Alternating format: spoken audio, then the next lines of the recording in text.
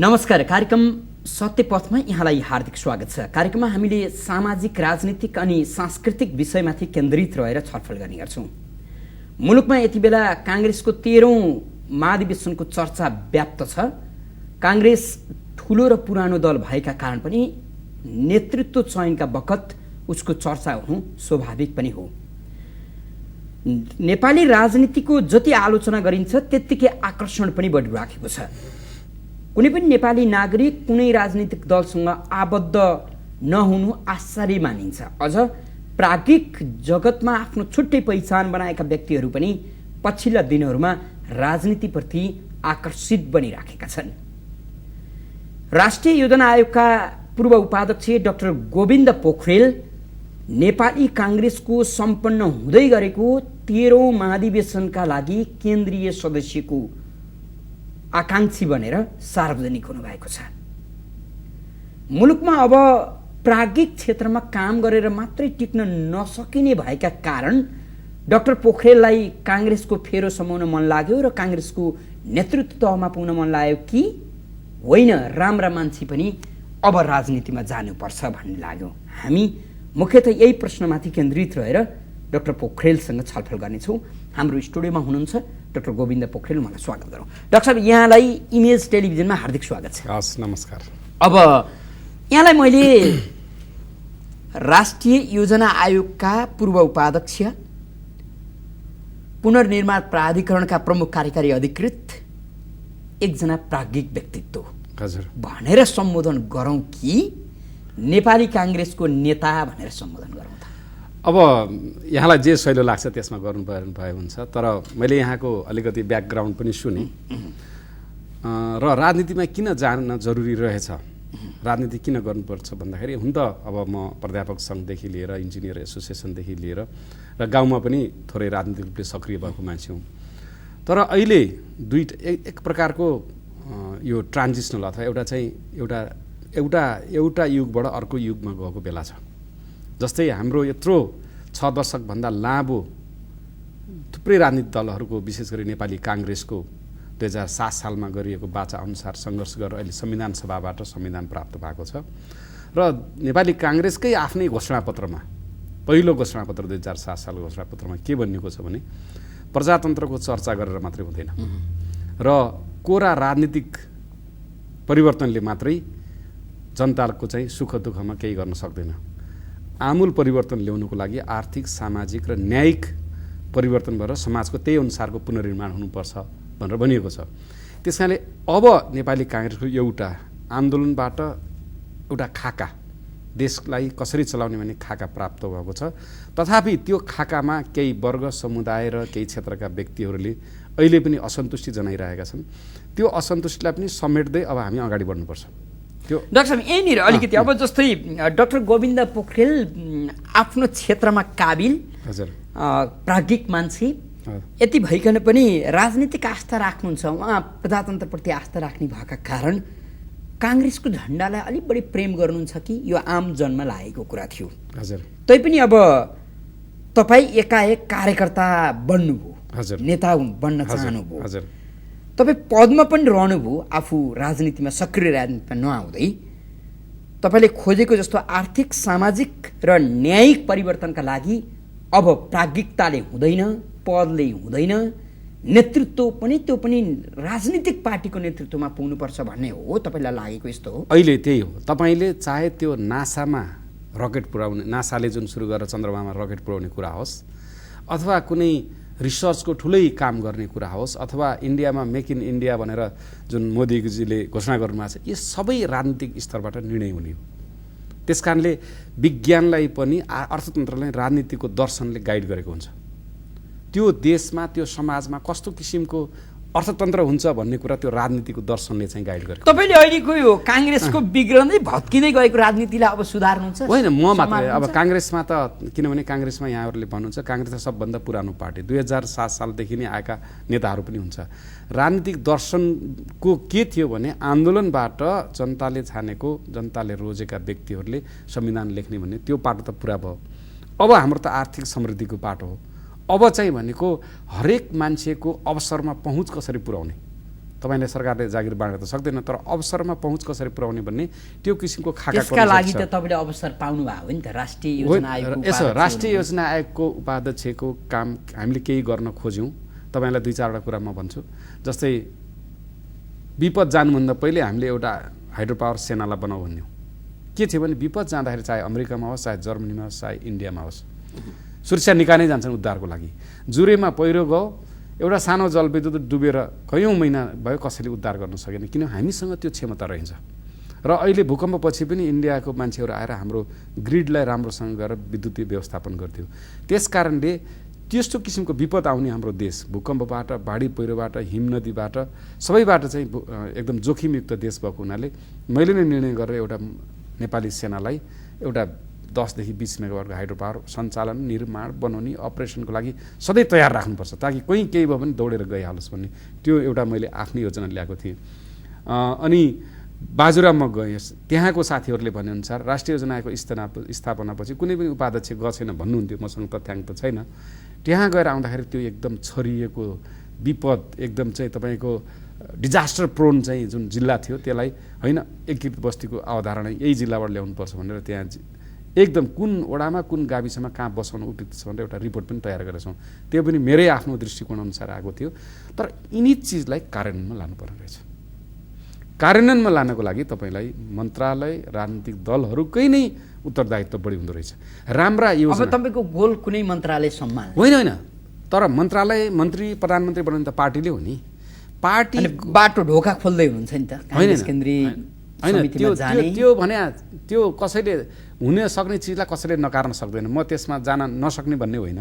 तर त्यो त नेपाली काङ्ग्रेसले त्यस्तो दृष्टिकोण ल्याउनु पर्यो। हाम्रो नेपाली काङ्ग्रेसका मान्छेहरू भोलि मन्त्री भयो भने पार्टीको यो सिद्धान्त हो, यो कार्यान्वयन पक्ष यो हो भनेर जानुपर्छ। डाक्टर, जुन ढङ्गबाट नेपाली राजनीति विकसित भइराखेको छ, हजुर, त्यो राजनीतिमा तपाईँ मजैसँग खेल्न सक्नु होला।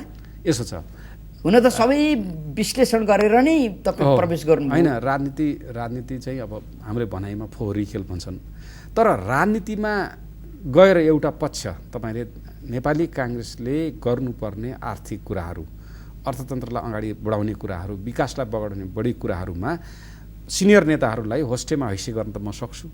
उहाँहरूले ल्याएका, उहाँहरूले आँटेका अथवा हामीले नै आँटेका कामलाई त्यहाँ त्यो पार्टीमा इन्कर्पोरेट गर्न त सक्छौँ, इन्टरलाइज गर्न त सक्छौँ। त्यस कारणले चाहे त्यो दिगो भन्दै गर्दा काङ्ग्रेस भावनात्मक रूपमा र व्यावहारिक रूपमा एक छैन। हजुर, संस्थापन एकातिर छ र त्यसलाई काउन्टर दिएर पछिको छ देउवा पक्ष भनिँदै थियो। अहिले यतिले पुगेन, 5-7वटा गुट उपगुट देखिएका छन्। तपाईँले अब कुन चाहिँ नेतालाई तपाईँले आफ्नो बौद्धिकता प्रयोग गरेर उसलाई सफल बनाउनु? यसो छ, कस्तो अप्ठ्यारो कुन नेता त्यो प्रजातान्त्रिक पार्टीमा त्यो हुन्छ। यदि कुनै कम्युनिस्ट पार्टी भएको भए फलानु पोलिट ब्युरोले फलानुलाई अध्यक्ष बनाउने भन्थ्यो, कुरै सकिन्थ्यो। यो प्रजातान्त्रिक पार्टी भयो। तपाईँले उनी हेर्नुहोस् न, अमेरिकाकै हेर्नुहोस् न, ओबामा 2004 को डेमोक्रेटिक सम्मेलनमा उहाँ महाधिवेशन प्रतिनिधि हुनुहुन्थेन, बाहिर टिभीमा बसेर उहाँले डेमोक्रेटिक पार्टीको भित्र भएको सम्मेलन हेर्नु भएको थियो।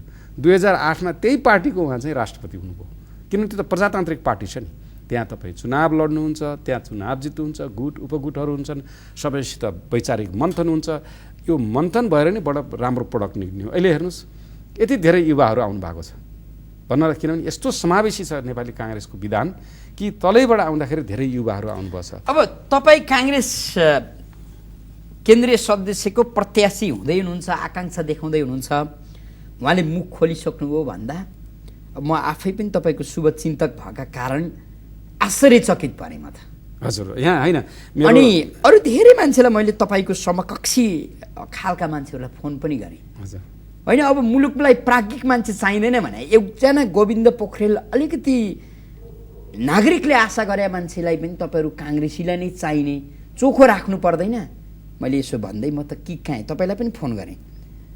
यो म जस्तै अरूलाई पनि त्यो लाग्यो होला, यो गलत हो। यो जुन ढङ्गले सोचेँ मैले, जुन ढङ्गले अरूले सोचे, त्यो यसो त्यो आफ्नो दृष्टिकोण हो। समाजमा हामीले थुप्रै दृष्टिकोण राख्छन्, कसैलाई राजनीति मन लाग्दैन, कसैलाई राजनीति। तर हामीले के हेऱ्यौँ भनेपछि राजनीति सङ्क्रमणकाल, मैले एउटा उदाहरण दिन्छु। 2052 सालमा नेकपा माओवादीले केही नाराहरू, केही मागहरू लिएर गएको थियो। यदि त्यो नारा, त्यो मागहरू हामीले 2 वर्षमै व्यवस्थापन गर्न सकिदिएको भए आजको यो 10 वर्षको ध्वंसात्मक युद्ध हुनुहरूको र 10 वर्षको अन्तरिम काल गरेर जुन एक पुस्ताले समृद्धिको सपना, समृद्धिको किरण उसको आँखामा पर्न पाएन नि, यो हामीले पहिले सक्थ्यौँ। 2 वर्षमा 3 वर्षमा टुङ्गाइदिएको भए। त्यस कारणले राजनीतिमा के भने विकासको पक्षलाई प्योर राजनीति, कोरा राजनीति मात्रै भयो कि 10 वर्ष 5 वर्षको गृह युद्धले संसारमा एउटा तथ्य नै पर्छ। हाम्रा जस्ता अल्पविकसित देशमा यदि 5 वर्ष युद्ध भयो भने 50 खर्ब बराबरको हाम्रो राष्ट्रिय ढुकुटी नष्ट हुँदो रहेछ, अर्थतन्त्रलाई घाटा हुँदो रहेछ। त्यो एउटा अध्ययनबाट देखाएको छ हाम्रा जस्ता गरिब देशमा। त्यस कारणले यो राजनीति गर्दाखेरि, राजनीतिक निर्णय लिँदाखेरि त्यसले अर्थतन्त्रमा कस्तो प्रभाव पार्छ भन्ने कुरा हामीले राजनीति किन अन्तिममा गएर देश सञ्चालन गर्ने त राजनीतिक पार्टी नै हुन्। तपाईँले देख्नुभयो 62-63 को आन्दोलनमा जनता सडकमा आएनन्, नागरिक समाजले तताइदियो। त्यो अन्तिममा गएर त राजनीति नेतृत्व नै लिड गर्यो। संविधान त्यति बेलाको संसद पुनर्स्थापन भयो। उनीहरूले राजनीतिक दलले नै नेतृत्व दिने हो र नेतृत्व लिएर निर्णय गर्ने ठाउँमा हामीले राम्रा कुराहरू पुर्याइदिन सक्यौँ भने आखिरी अहिले त अबको आन्दोलन भनेको आर्थिक आन्दोलन हो, अबको भनेको त समृद्धिको सपना हो, अबको भनेको लगानीको माहौल सिर्जना गर्ने। अब जस्तो तपाईँ आफ्नो प्राध्यापकीय क्षेत्रमा होस् अथवा अन्य क्षेत्रमा तपाईँ अहिलेसम्म आश्चर्यजनक ढङ्गबाट सफल व्यक्तित्व मान्नुहुन्छ। तपाईँका समकक्षीहरू त्यसो भन्छन्। हजुर, तपाईँको त्यही सफलता राजनीतिमा मिल्ला कि नमिल्ला? यसो छ, म कति महत्त्वाकांक्षी हुन्छु त्यसमा भर पर्छ। तर म चाहिँ मेरो आफ्नो एजेन्डा, मेरो आफ्नो दृष्टिकोण म के गर्छु भनेपछि कसै बेला मलाई एउटा दिगो विकासको परिभाषा भन्न भनिएको थियो र अब यो ब्रुटल्यान्ड कमिसनको दुनियाँ रिपोर्टहरू आए। मैले हाँसी ठटाकमा एउटा के भन्यो भने मेरो दिगो सपना भनेको कालीकोटको जनता, स्वस्थ सुशिक्षित र शिक्षित कालीकोटको जनता जसको र नैतिकवान जनता जसको गोजीभरि पैसा छ, त्यो हो दिगो विकास भन्ने थिएँ मैले। किनभने सुसूचित, शिक्षित र नैतिकवान भने जताभावी रुख काट्दैन, महिलामाथि अन्याय गर्दैन, सानोमाथि अन्याय गर्दैन र धनी छ भने चाहिँ उसले आफ्नो पहुँच सबै ठाउँमा पुर्याउन सक्छ। त्यस कारणले अबको आन्दोलन भनेको आर्थिक आन्दोलन नै, आर्थिक एजेन्डा हो। अहिले नै हेरौँ, हामी सन् 2022सम्म विकासशील मुलुकमा जानलाई अल्पविकसितबाट 100 खर्बको लगानी चाहिन्छ। त्यसमध्ये झन्नै 2/3 त निजी क्षेत्रबाट लगानी चाहिन्छ। अहिलेकै हाम्रो यो कछुवा गतिमा हिँडेको विकासलाई यदि अहिलेकै हामीलाई भौतिक पूर्वाधार, बेसिक पूर्वाधारहरूको यदि यही ग्यापलाई मिट गर्ने हो भने 2020सम्म लगभग 18 खर्बको त पूर्वाधार मात्रै लगानी चाहिन्छ। खै त यसको सपना, यसको खाका खै त कहाँबाट ल्याउने हो त पैसा? तर नीति बनाउने त राजनीति नेताहरूले नै हो।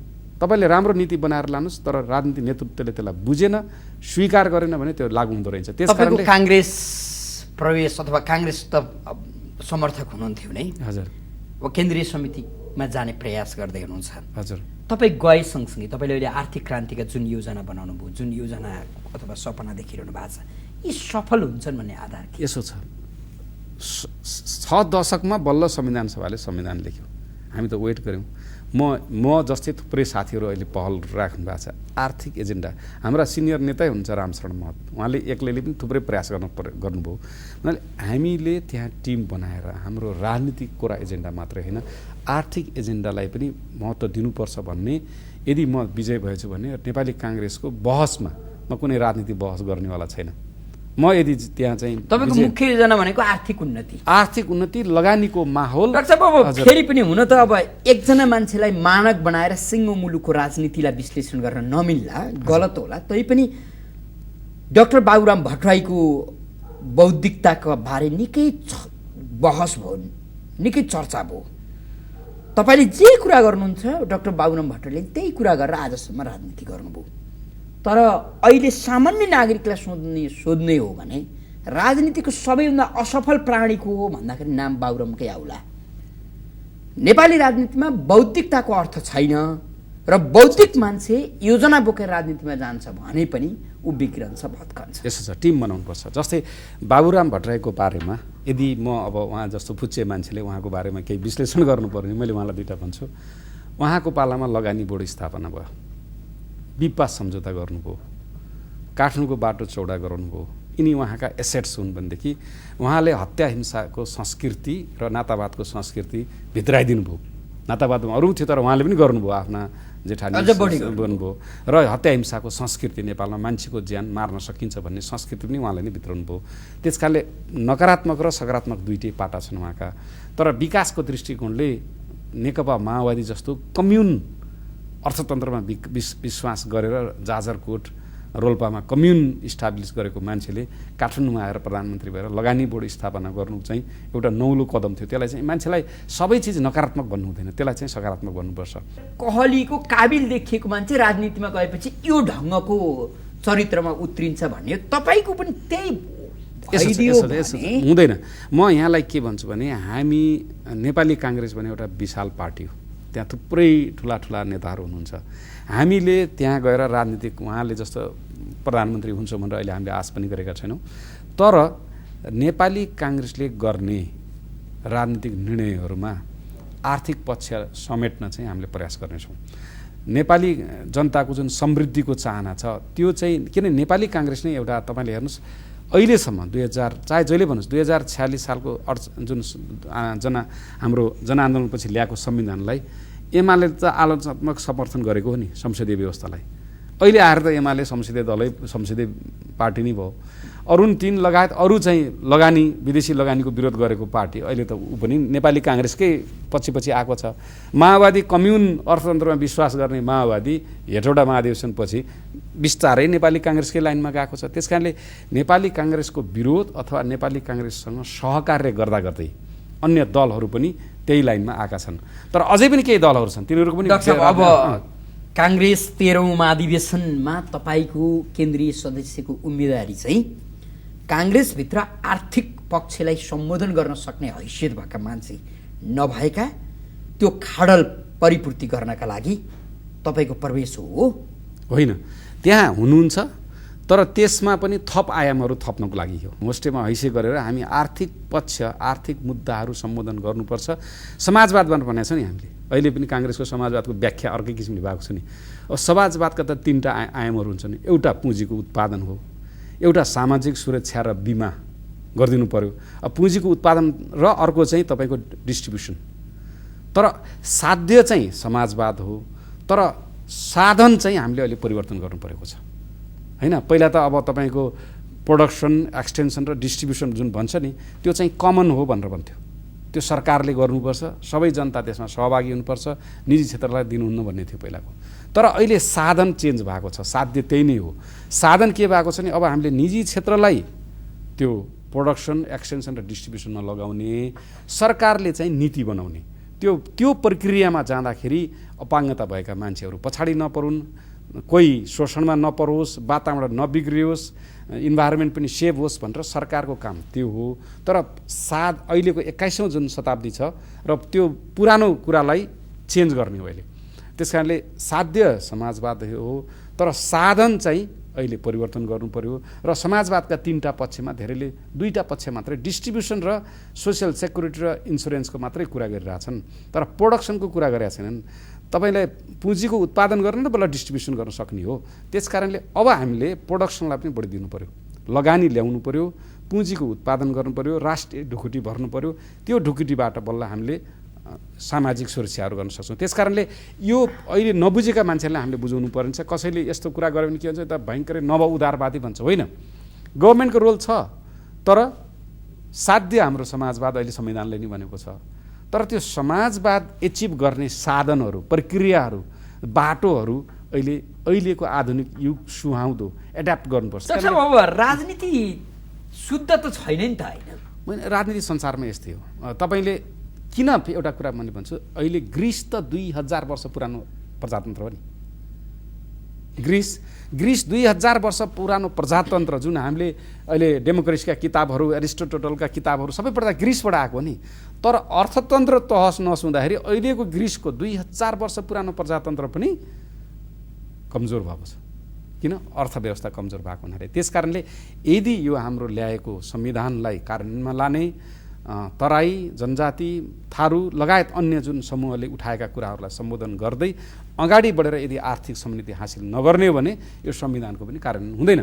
त्यस कारणले ग्रिसकै उदाहरण छ। 2000 वर्ष इन्स्टलाइज भएको फिलोसफिकली डेमोक्रेसी इस्टाब्लिस भएको ठाउँको हामीले कपी गरेर हामीले प्रजातन्त्र बल्ल प्राप्त गर्दैछौँ। त्यही ठाउँमा अहिले अर्थतन्त्र उथलपुथल हुँदाखेरि डेमोक्रेसी क्वेसनेबल भइसकेको छ अथवा प्रक्रियामा क्वेसनेबल भइसकेको छ। डेमोक्रेसी एसच होला इन्स्टिट्युसन, तर कसरी डेमोक्रेटिक राइट्सहरू एचिभ गर्ने भन्नेमा त्यहाँ समस्या भइरहेछ। त्यस कारणले जबसम्म अर्थतन्त्र बलियो हुँदैन तबसम्म पोलिटिकल इस्टाब्लिसमेन्टमा स्टेबल हुँदैन। किनभने आखिरमा गएर कस्तो अर्थव्यवस्था लागू गर्ने हो, कस्तो प्रणाली लागू गर्ने हो भन्ने कुरा जनताले र समाजले चुनेको सरकारले गर्ने हो।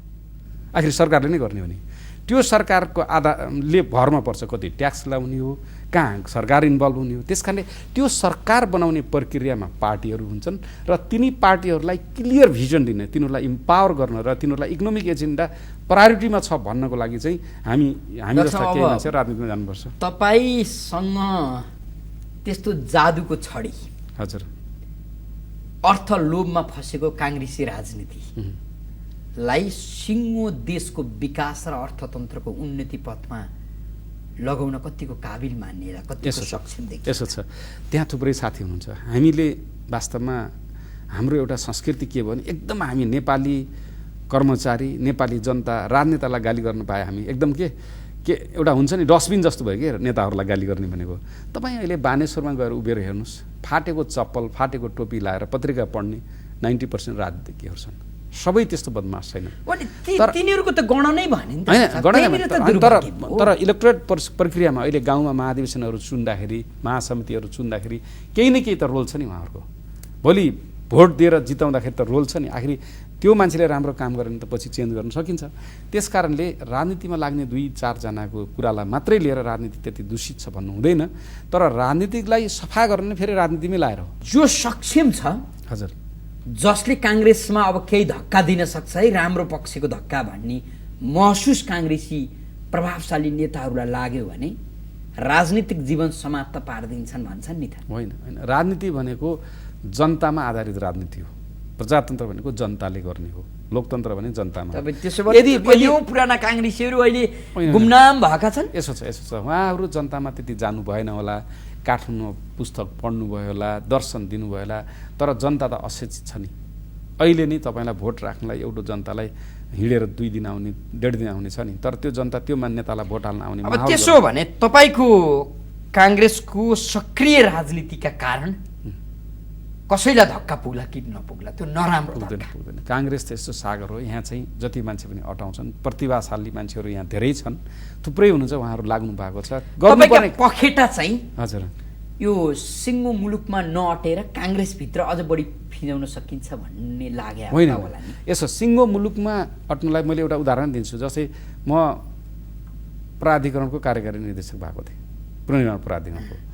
अब त्यहाँ चाहिँ एक प्रकारको कुटिल चाल गरेर मेरो काम चाहिँ निरन्तर हुन दिएन। र एकजना साथी आउनुभएको छ, उहाँ पनि काबिल हुनुहुन्छ, उहाँहरूले पनि काम गर्नुहोला। तर मेरो भिजन मैले त्यहाँ लागू गर्न पाइनँ, किनभने राजनीतिक रूपमा यदि त्यो यसले यसरी फाइदा गर्छ है देशलाई भन्ने बुझाउन गाह्रो रहेछ। म आफै कर्मचारी प्राधिकरणको कार्यकारी निर्देशक भइदिएको भए नेपाली काङ्ग्रेसको यो सक्रिय राजनीतिमा त आउनुहुन्थेन। म आउने थिएन। तर मलाई के लाग्यो भने पुनर्निर्माण भनेको के हो भन्ने कुरा पार्टीका संयन्त्रलाई नै बुझाउनु जरुरी रहेछ। त्यति लाइटली जुन लियो नि त्यसलाई एउटा प्रोजेक्टको रूपमा लियो, त्यो एउटा प्रोजेक्ट होइन। त्यसलाई एउटा मन्त्रालयको रूपमा लियो, त्यो एउटा मन्त्रालय होइन। त्यसले म भन्छु यहाँलाई 2052 सालमा माओवादीले जब विध्वंसात्मक आन्दोलन सुरु गरेदेखि ग्रामीण क्षेत्रमा उद्यमशीलता र सृजनशीलताको निर्मूलीकरणै भएको छ। कुखुरा पालेर बस्नुहोस्, त्यति बेला चन्दा तिरेर त्यसलाई अपहरण गरेर त्यहाँबाट लखेटिदिए। मिल राखेर बस्नुहोस्, त्यसलाई पनि लखेटिदिए। भन्दाखेरि केही गरेर खान्छु, म आफ्नै खुट्टामा उभिन्छु, सरकारलाई पनि कर तिर्छु भन्ने मान्छे सबै ग्रामीण क्षेत्रबाट लखेटिए। र यो 10 वर्षको फेरि अर्को सङ्क्रमण कालमा पनि त्यसलाई प्रवर्धन गर्ने काम भएन। र मान्छे के भयो, सृजनशील मान्छेहरू सहरमा आएर बसे, उद्यमशील मान्छेहरू। अब मिडिएकर र तल्लो खालको जो कम सृजनशील उनीहरू चाहिँ विदेश गए। अहिले गाउँमा उत्पादन छैन, होइन, उत्पादन छैन, सृजनशीलता छैन, उद्यमशीलता चाहिँ गाउँमा छैन। युवाहरू सबै पलायन भएका छन्। त्यस कारणले त्यसलाई रिभाइभ गरेर गाउँको अर्थतन्त्रलाई चलायमान गराउने, गाउँमा फेरि उद्यमशीलता र सृजनशीलताका कुराहरूको संस्कारको विकास गर्ने काम चाहिँ पुनर्निर्माण प्राधिकरणले गर्न सक्थ्यो। यो घर राम्रा घर भएर कोही बस्दैनन् त्यहाँ। राम्रा घर भएर कुवेतबाट पैसा ल्याएर धेरै दिन बसेन मान्छे, फेरि काठमाडौँमा आउँछौ। त्यस कारणले राम्रा घर मात्रै पुनर्निर्माणको काम होइन। तपाईँलाई केन्द्रीय सदस्यका लागि हजुर, काङ्ग्रेसी कार्यकर्ता जो मतदान गर्न काठमाडौँ केन्द्रित हुँदैछन्, हजुर, उनीहरूले किन मतदान गर्ने? नेपाली काङ्ग्रेसको अबको आन्दोलन भनेको आर्थिक र समृद्धिको आन्दोलन हो र आर्थिक र समृद्धिको आन्दोलनलाई कस्तो किसिमको खाका बनाएर अगाडि बढाउन सकिन्छ भन्ने कुरामा मेरो पनि कन्ट्रिब्युसन हुन्छ, जसले गर्दाखेरि उहाँलाई, उहाँका छोरा नाति सबैलाई चाहिँ भविष्यमा फाइदा गर्छ। नेपाली काङ्ग्रेसले एकदम क्लियर लगानीको माहौल, आर्थिक विकासको माहौल, उत्पादनको माहौल र सृजनशीलता र उद्यमशीलता र सबैलाई पहुँच पुर्याउने किसिमको माहौलको एउटा अर्थनीति यदि बनाएनौँ भनेदेखि हाम्रा पुस्ताहरूले, हाम्रा छोरानातिहरूले दुःख पाउँछन् र त्यो गर्ने कार्यमा अरू थुप्रै नेताहरू हुनुहुन्छ, उहाँहरूलाई पनि होस्टेमा हैसियत गर्ने र त्यसमा अलिकति नयाँपन लिएर जानको लागि मेरो उम्मेदवारी मैले दिएको हुँ। मेरो उम्मेदवारी, म राम्रै जागिर खाएको थिएँ, राम्रै चिज गर्न सक्थेँ, कन्सल्टेन्सी गऱ्यो भने थुप्रै पैसा कमाउन सक्थेँ, तर राजनीतिमा गएर यो किसिमको दर्शन चाहिँ, किनभने यहाँ नेपाली काङ्ग्रेस नै हो, नेपाली काङ्ग्रेस ल्याएका बहुदलवाद र उदारवाद सबैले फलो गरेका छन् र नेपाली काङ्ग्रेस आफैमा अपडेट हुनुपर्ने छ अहिले। र यो सेकेन्ड जेनेरेसन रिफर्म भन्छौँ हामी, ऊर्जा र कनेक्टिभिटी जुन छ अहिले, ऊर्जा र जुन सञ्जाल छ साउथ एसियामा, त्यसलाई अझ बलियो बनाएर लाने, अब रेमिटेन्सलाई अझ प्रोडक्टिभ उत्पादन होइन, अझ उत्पादनशील क्षेत्रमा रेमिटेन्सको लगानी गर्ने, यी कुराहरूलाई समेटेर अगाडि बढ्नलाई मैले चाहिँ उम्मेदवारी दिएको हुँ, जसले मेरा मतदाताका छोरालाई, नातिलाई, उहाँलाई पनि फाइदा गर्छ। हजुर डाक्टर साहब, यहाँले आफ्नो व्यस्त समय इमेज टेलिभिजनलाई उपलब्ध गराइदिनु भयो, धेरै धेरै धन्यवाद। आदरणीय दर्शकवृन्द, हामीले कार्यक्रममा राष्ट्रिय योजना आयोगका पूर्व उपाध्यक्ष डाक्टर गोविन्द पोखरेलसँग छलफल गऱ्यौँ। डाक्टर गोविन्द पोखरेल काङ्ग्रेसको 13औं महाधिवेशनका लागि केन्द्रीय सदस्यको प्रत्याशी हुनुहुन्छ। प्राज्ञिक व्यक्तित्व किन राजनीतिमा प्रवेश गर्नुभयो त? उहाँसँगको यो छलफल हेरेर साथ दिनुहुने सम्पूर्ण दर्शकवृन्दलाई धेरै धेरै धन्यवाद दिँदै बिदा हुन्छौँ। नमस्कार।